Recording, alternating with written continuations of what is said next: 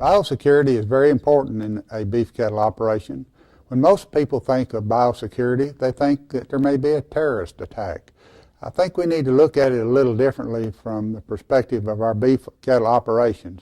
We know that terrorists are probably not going to attack our farm, but there is always the possibility that we may have a disease of some kind, whether it's brought in by somebody or by other animals that are brought to the herd.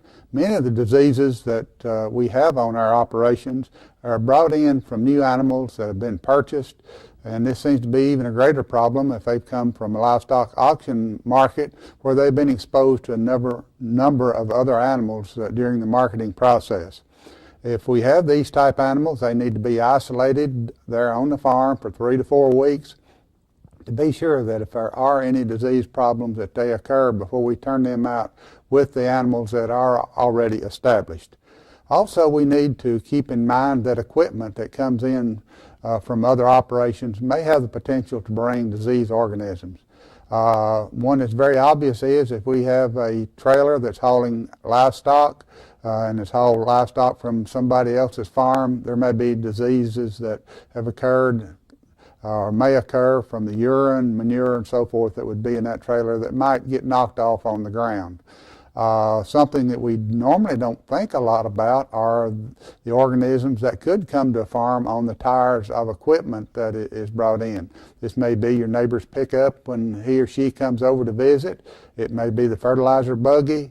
It may be spray equipment that we have rented from a local supply store. There are just a number of things that and ways where we can bring disease organisms into the farm. We just always need to remember the old adage that good fences make good neighbors, and I think that goes a long way with biosecurity. Because if your animals stay on the farm where they're supposed to be, the chances of them coming in contact with a diseased animal is going to be minimized. Another item that we need to always keep in mind is just simply keep the gates locked.